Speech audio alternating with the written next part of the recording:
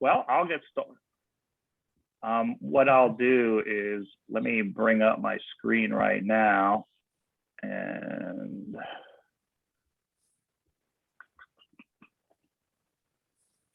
can everybody see that? Yep, we see it. Okay, great. As John said, my name is Matt McGough. I'm a planner with the Berks County Planning Commission. My main role in the Planning Commission is working with municipalities on updating some of their planning documents, namely comprehensive plans. But with the county, we really look at it as, a regional perspective. We have 72, and I'll give you a little background. Northern Berks is a plan that we recently worked on. Just so everybody knows, it is still in draft form. It has yet to be adopted by all the municipalities, but we're working through that now. It's been adopted by a couple, and we're hoping to get the others online. Northern Berks is actually one of the county's largest regional plans that we've been involved in. There's 72 municipalities in Berks County, and roughly 56 or 58 of those municipalities are involved in some sort of regional joint comprehensive plan. So like I said, I just want to put that out there. We really promote a regional way of thinking because planning doesn't stop at the municipal boundary line. So that's me. I'm Matt McGough, Berks County Planning. I'll hand it over to Chris and let him introduce himself, and we can go from there. Good morning, folks. Like Matt said, my name is Chris Spohn.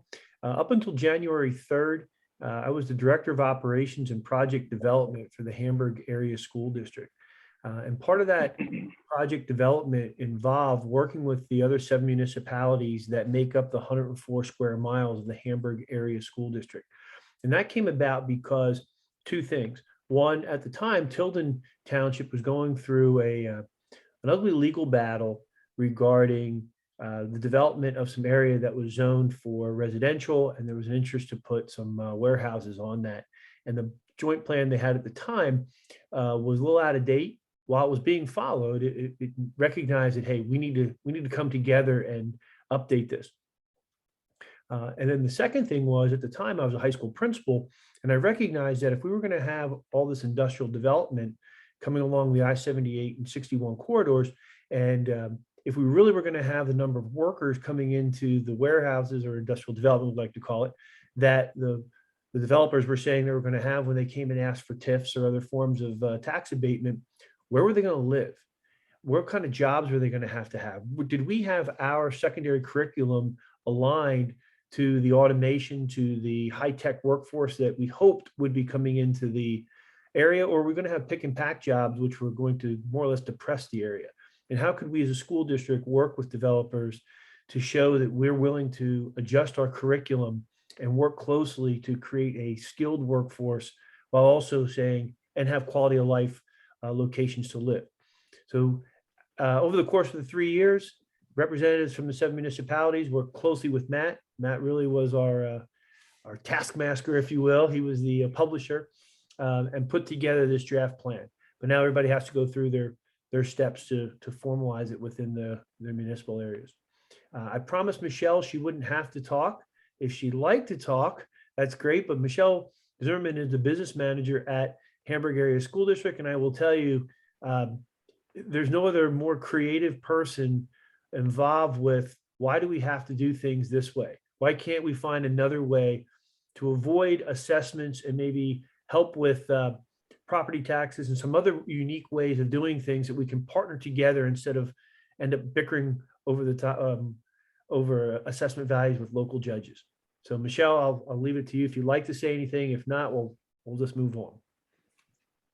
No, I'm good. And thank you for that, Chris. And hello. All right, ma'am, turn it back over to you. All right, great.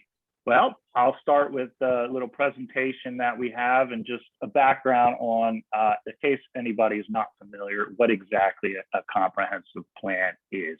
The comprehensive plan, in the simplest terms, is a guidebook for the municipalities to follow to move into the future. And things to look at, it's a statement of community vision, and it adds some goals and objectives to fulfill that vision. There's policies and recommendations throughout the plan, short and long-term implementation strategies, and then there's tools for future land use planning and zoning decisions. But I will say the comprehensive plan, again, is a guide. It's not an ordinance like a zoning ordinance. It doesn't, tell you what types of buildings and what types of uses can be used in specific areas. It's more or less, it follows your zoning, but it's a guidebook to tell you what types of things municipalities should be looking at when they're looking at development. Not only development, but other areas within the municipalities. It's all governed by law. The Pennsylvania Municipalities Planning Code, which is known as Act 247. And that's basically legislation that empowers municipalities to enact regulations for the development and preservation of land. There's three main sections: the comprehensive plan, which we're talking about now, the zoning ordinance, which I brought up, and the subdivision land development ordinance, or the SALDO. Within the MPC, there's elements that are required whenever you develop a comprehensive plan. And these are the developments that, these are the elements that have to go into the plan to make it, a comprehensive plan, as approved by the MPC. There's a statement of the objectives, a plan for land use, housing, transportation, community facilities and utilities, a plan for the preservation of natural and historic resources, a plan for reliable supply of water, and then there's interrelationships, a statement of interrelationships between other plans and other elements within the plan. And then you add short and long-term implementation strategies, things that the municipality can accomplish and move forward with their planning in the region. So the overall goal of the plan, and it's pretty straightforward, continually make the region a place, a even greater place to live, work, and play, with a strong sense of community, preserved open spaces, historical character, vibrant economy, which is big, and an excellent quality of life. So as we said, and as Chris brought up, the original plan was a little old. So typically a comprehensive plan, a 10 to 15-year time frame. Over that time, a number of things can happen within the municipality that could, be a precursor to thinking about updating your planning documents. In the case of the Northern Berks region, there was some litigation going on within Tilden, and they had some questions during that litigation of the validity of their plan. It did all work out that their plan did help them in that litigation. But after that, they said, you know what, we really need to have this plan updated so that we have the protections in place should something or more litigation arise in the future. So what has changed, since 2005, which was the original plan? A number of things. There's been a merger of Strawstown Borough into Upper Tulpehocken Township. Strawstown was a small borough, surrounded by the township that was undergoing some financial, issues and other things. So it became evident that they couldn't operate on their own, and it was in their best interest and Upper Tulpehocken's best interest to merge the borough into the township, which they did. And I believe that happened maybe in 2016 or something like that. Warehouse development pressure. Warehouse development pressure has been astronomical along the 78 corridor. and around the Hamburg area on 61. We've gotten in the region, there's been more than 8.3 million square feet of warehouse development in the region. Not all that warehouse development is currently occupied. Some of it was built on spec for clients to come in and use. Others are occupied. Obviously, this is a trend we're seeing, nationwide. I think even more so now with the pandemic.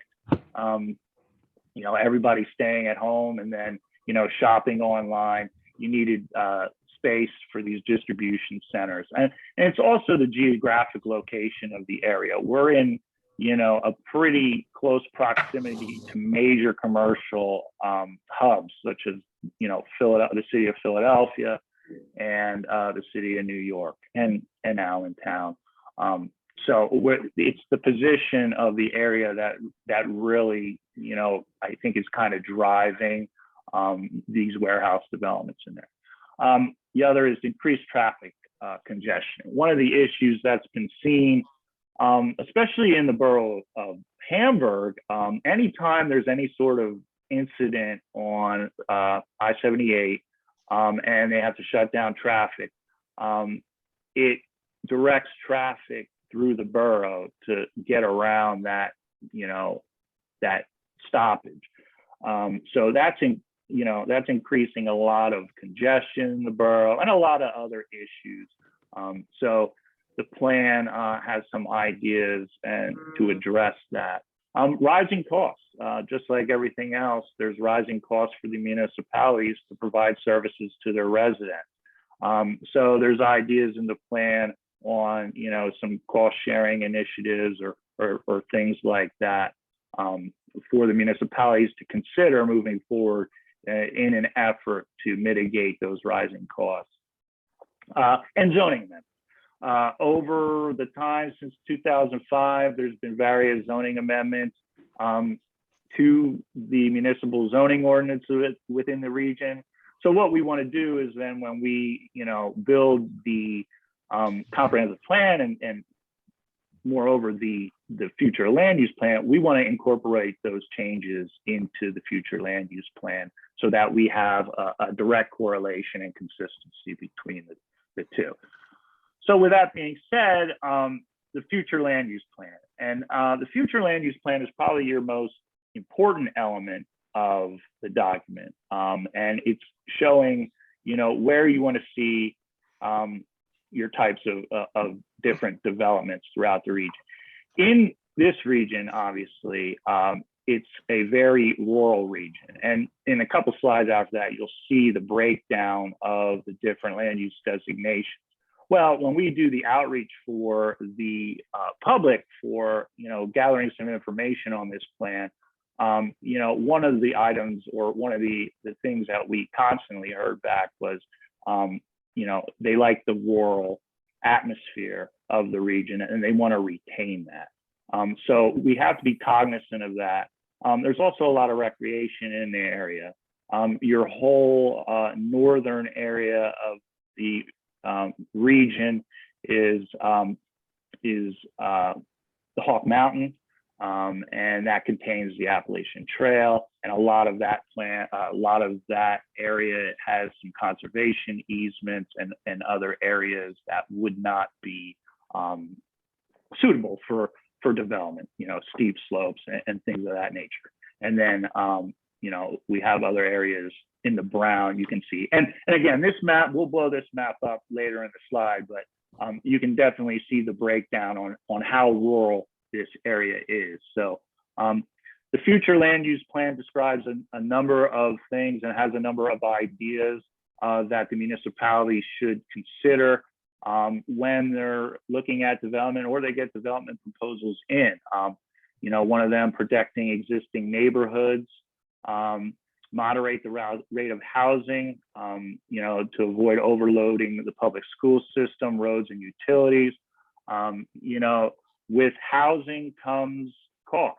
You need to provide the services to those houses. So it increases costs for municipalities. And then it could put burdens on the road system as well. The future land use plan also coordinates development across municipal boundaries. And it includes municipalities that may not be part of this plan as well. As you know, when you get down into the plan, you know, there's a buffer around there that shows the neighboring land uses, and we tend to keep those consistent between neighboring regions. Avoid serious traffic congestion, obviously. You know, that is an issue. So that is something that can come out of the future land use plan. Promote new business development in appropriate locations, including the strengthening of older business areas like your boroughs, borough of Shoemakersville, the borough of Hamburg. And you have to pay close attention to the types of businesses that are allowed in areas like that, your densely populated areas, especially near homes. And to make sure development properly relates to the natural features of the land. And that's why all of these different elements that I said before interact with each other when looking at the future land use map. The next slide is a breakdown of the land use designations, and you can see them on the side. As I said, the area is primarily an agricultural area, and then we have a rural conservation area, which is not ag, but it can contain small areas of ag, large stands of trees, woodlands, steep slope areas. That area can be, you know, it could be suited for development, but you have to follow siting standards there. You know, obviously stay away from any of the, you know, natural features that could have adverse impacts during development. So you can see the breakdown here. I mean, roughly, you know, 62% of the region is a rural type environment. So, you know, we really need to focus on where development can occur. And that is mostly around the boroughs because they're already serviced by infrastructure, the road network, and they have the dense population to support that. With that, I'll turn it over to Chris to talk about a little more of the future land use map. As you can see on this slide, there's a description of the types of development that would be appropriate in each one of those areas. So with that, I'll turn it over to Chris. All right, thank you, Matt. Some of the things I just want to point out that our municipal leaders have found to be very important as they were working through this plan. So if we start at the northern edge of the region, like Matt said, that light green area, most of that is state game lands. So it's very steep, it's state owned. It's not going to be an area that's filled with like baseball fields kind of recreation. It's definitely going to stay the way it is. Equally important is those state game lands house the headwaters for the Schuylkill watershed area. So maintaining the pristine water areas, watching for erosion runoffs and that kind of thing is going to be critically important through this area. The Schuylkill watershed area supports Philadelphia at its very end. And believe it or not, Philly gets 75% of its water from the Schuylkill River. So through the whole watershed area, that's a very carefully area that's protected. If you work your way down and you see the dark green, you're looking at your ag pres. So Berks County has one of the largest areas of agricultural preservation in the state. And I think if you look to your east at Windsor Township, it is the largest municipality with most amount of agricultural preservation. The rest of the brown area, which is designated agriculture, is mostly the family farm. We do have a larger community of Brethren and Mennonite farms that will be passed down from family to family, but there's a significant amount of that agriculture in there that are maybe a second or third generation farmer who have children who do not want to be involved with agriculture. And those are the areas that we'd like to target for some of the smart growth for housing, smart growth for industrial development. The I-78 corridor, as Matt mentioned earlier, is a problem for us. While we have quite a few hubs, we also have quite a few trucks that will hit their magic number of hours they're allowed to spend on the road, and there's no place for them to pull over. We have significant problems with trying to get off the highway, get onto some back roads, side roads, damage is being done. Just to be quite frank with you, I don't know if we've had a meeting over the last 3 years where the word urine bottle was not included because of truckers who just don't have a place to go to the bathroom. They fill a bottle and out the window it goes. And it just infuriates the community. So anybody who can develop a property that can creatively work with that, how can I pull over? How can I share parking spaces between industrial development hubs would be, welcomed with open arms in the area. If you see some of the yellow low density housing areas, there are some municipalities who are saying, especially on the western side, we get it. We want to be able to bring in, maybe change that to a medium density or some other kind of mixed use, because we recognize, and this is very important for the school district as well, we're going to put all these big boxes in at spec. If we don't fill them, then we're planning and budgeting for those facilities to be useful. If they become ghosts, then you're going to want to come back and reassess. And now we're going to be back in a situation where we're going to be looking at some confusion and some consternation, if you will. So we understand there's a systems approach that's here. We also have, for capacity, water and sewer capacity, some of the areas in here have excess capacity, and they're looking very quickly to say, how can we take advantage of that water and sewer capacity to support the growth that we're looking for? If you look in the dark red areas of the borough of Hamburg, the borough of Hamburg is very, very progressive in how can we support the borough to be the hub, almost like a small city version of the Northern Berks region. They're very creative in how to use the town square concept or village square concept for, like I heard somebody mention light industrial or like small business growth. Very open to those kinds of things. And if you look to the eastern side of the region there, that Windsor Township, those will be the folks who are like, nope, we're not looking to grow. We like what we have, and we'll help with sharing some zoning if that's whatever we need to do so that we can maintain our very rural area. So that's sort of an overview of what you're looking at. If you look at the purple along 61 and 78, those are areas that already are being filled with some of the industrial development areas. And I will tell you that we have a misconception, and if somebody can market this when they develop, it would be great. There's a misconception among our community members that, quote unquote, all this farmland is going to warehousing. And obviously it's not. It's a very small amount there that's purple. And if you go back to your pie chart, a very small amount that's even designated for industrial. The problem we have is with the windshields. So if I only see my community through my windshield on the road and I see a warehouse going in and nothing behind it, I'm going to assume that, well, everything behind it must also be developed. And we recognize that as a problem, as a perception problem with our community for that growth. So Matt, if you want to go back to, there you go. So that's sort of a summary of where our community is at. There, again, the township managers, the township supervisors, many of them are very much looking forward to how can we smartly grow our area and improve the economic development for everyone in the area. And they are very much willing to work together to share some of those requirements and resources to make that happen. So Matt, if you want to hit the next slide. Yep. Thank you. So if you take a look at how we're going to put this plan into action, sure, we're updating. Yep, we meet quarterly at this point. I could go back to monthly for subcommittee meetings for some areas that we see some really low-hanging fruit to grow together.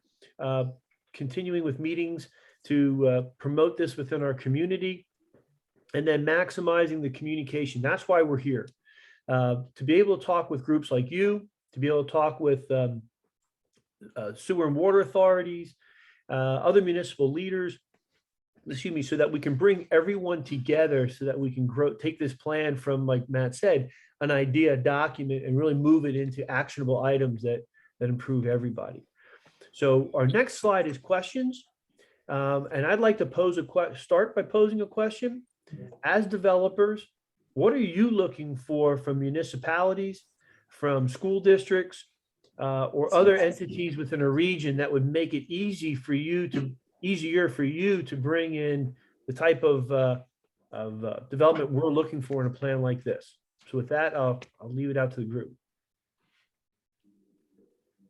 I don't have a specific question, Jason Burkholder here, but I'll give you an answer to your question that's going to be the hardest to deliver.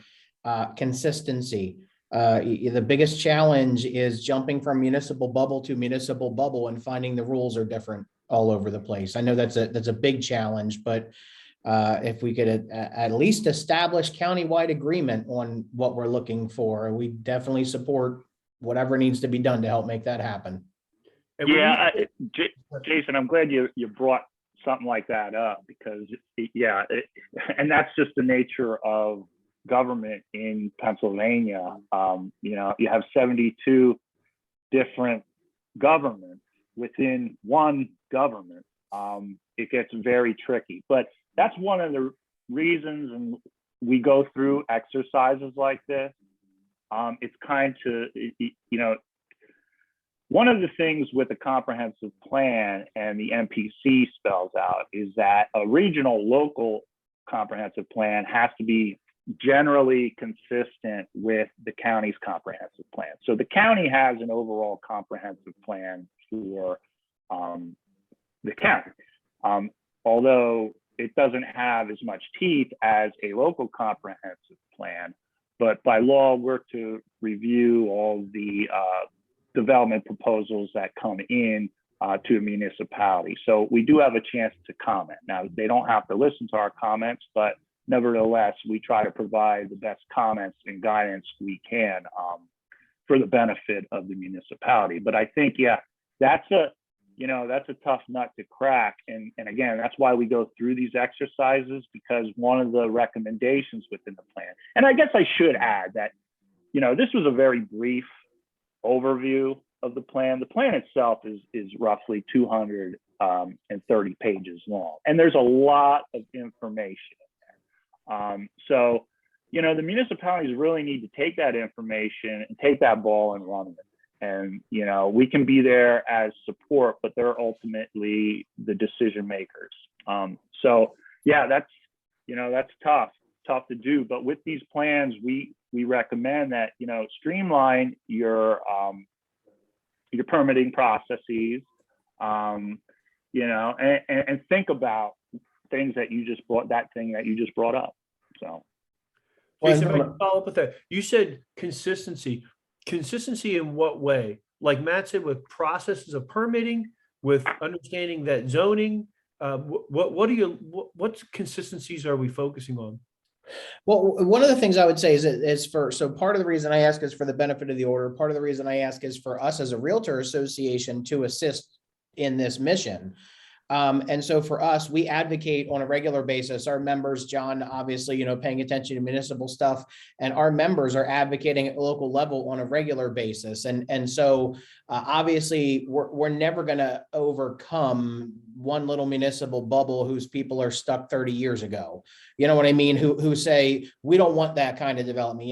There's a conversation I was involved in at municipal level in Lancaster County, where one of our counties or one of our municipalities was refusing to adopt a smart growth because we don't want that kind of development here. And it was housing specific, and their current residential zoned area required a minimum of 2 acres per house. And we were trying to get them to understand that if you make high density is not scary. High density is, hey, how about we put one house on a 1/4 acre instead of one house on 2? We'll gobble up less of your farmland because it's already zoned residential. And Right. it was like talking to a wall. Yeah. So I know we're not going to necessarily overcome that. So when you say consistency, so if we have a developer who's trying to bring a project together in a situation that might cross municipal lines, the edge of a township to the edge of a borough or something like that. I mean, we could jump from the edge of the township into the edge of the bureau and find not just different permitting process, but different ordinances to comply with. So when you have maybe a parcels or two, I know, again, it's not really a unicorn, but it's not common, but when you have a parcel that is geographically close to the edge of a border of a county that maybe somebody could combine parcels or something like that. I mean, just smoothing out that process to make it easier and less onerous to just simply comply. You know, it's challenging for you guys, I'm sure, you know, for everybody on the call to figure out, wait, I'm in what township? What do I have to comply with this time? Right. Okay, thank you. I'll add two other, I guess, keywords for I think what I hear developers and realtors look for, and they go hand in hand, is transparency and timeliness. If I am able, as a, you know, submitting a plan to a municipality, to the county, costs money, and you know, it also, you know, it can take a lot of time. Now, I know a lot of municipalities, especially up in this region, you're going to have, you know, if you have to have a zoning hearing board meeting or something like that, they're meeting monthly.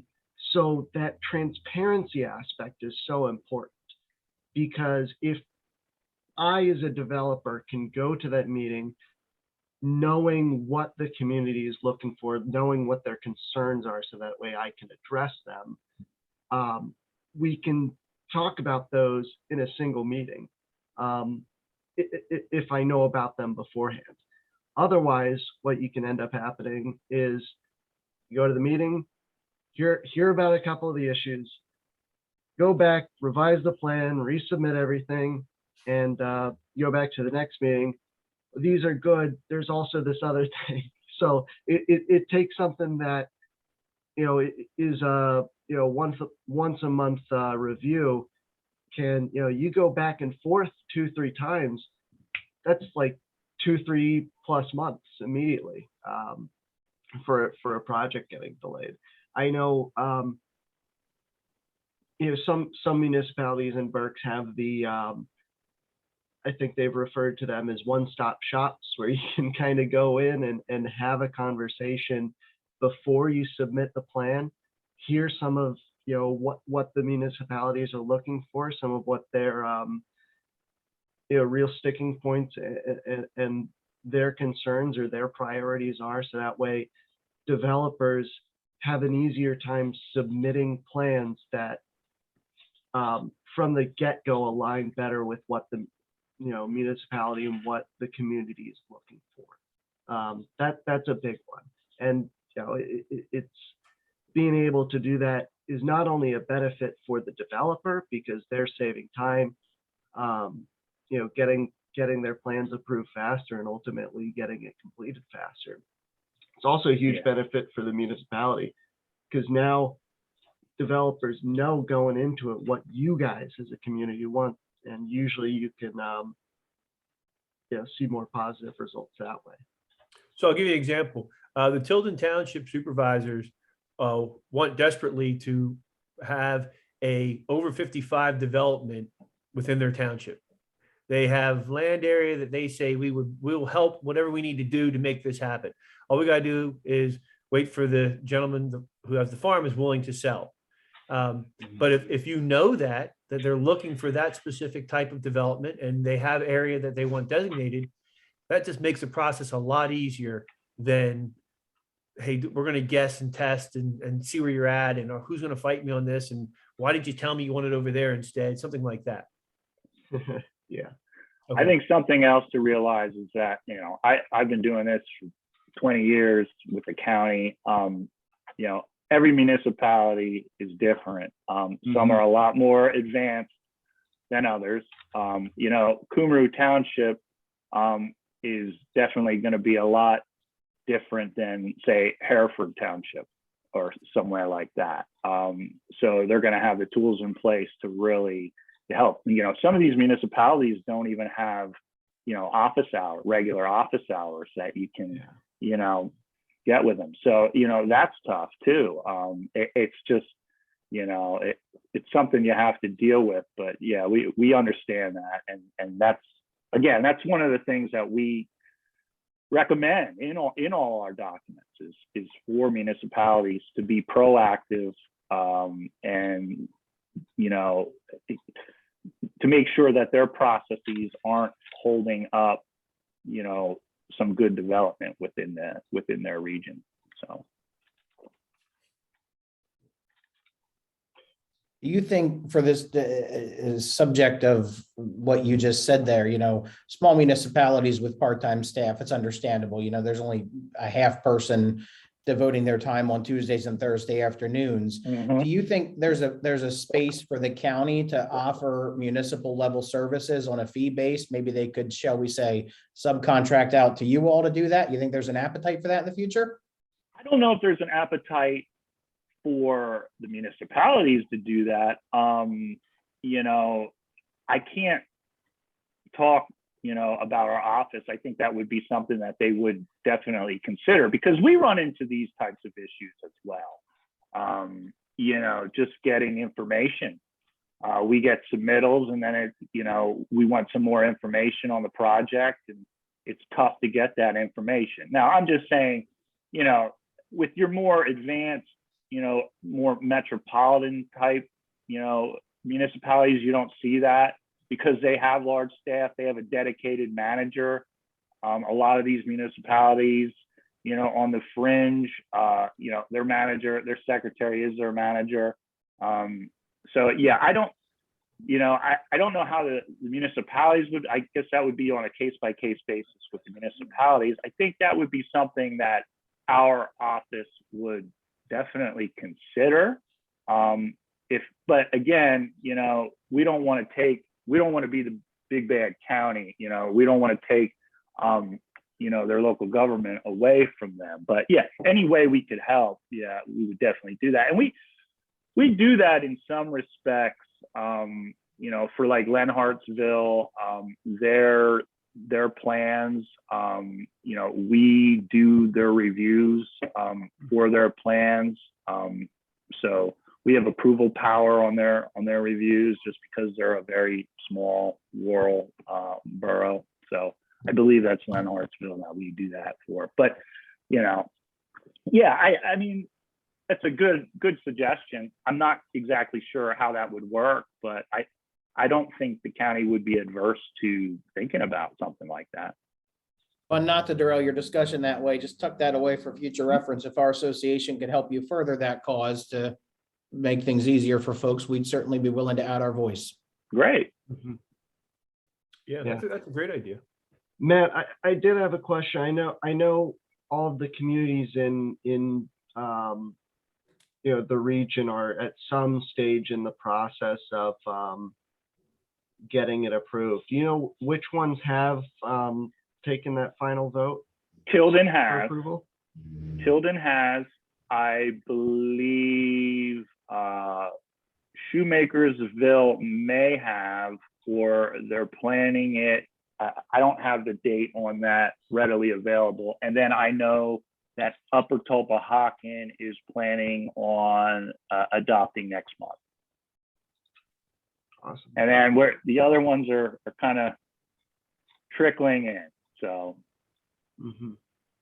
but this has been roughly an 18-month process. Yeah. We've been working on this for quite a while, and it takes some time to absorb, and then we had a change in leadership because of elections at some of the municipalities. So then you have to kind of get those new people on board with what's going on and what this is about. So it's kind of a constant education on the plan, but we foresee that it'll come along. Sometimes it takes a little nudge here or there to get them, to. It's especially adopt it. difficult because we have 7 municipalities coming together for this. And the role the school district plays is we have no authority over any of it. We just happen to be the glue that sticks it all together. And we have the ability to dedicate some time and energy to coordinating and making sure, hey, are you guys up to speed with that ordinance? Do you need an extra copy? You know, do you need somebody to review something for you? Other areas of the county, which would have maybe 2 or 3 municipalities, that process would go a little bit quicker just because it's less cats to herd, if you will. Yeah. Yeah. And Chris brings up a good point. We always like to have the school district involved because the school district has a lot of skin in the game. Whatever development occurs in the region that they serve, they're going to be affected by, whether that's bringing, more students to the school district or, more money because it's a large commercial industrial development. So, school districts tend to have a lot more resources than the actual municipality. And what I mean by that is, contact wise, they have, the whole parent student database. And that's really good to utilize when we're doing these plans, because then we can get a lot more information when we do our surveys and when we do our public outreach. So that works out really well to have the school district in. And again, Chris has been a great, he did great spearheading this project. And, without him, we'd be a little, I don't think we'd be as far right now as we are, but we're good. Thanks, Yeah, thank you, Chris. Any other questions from the group?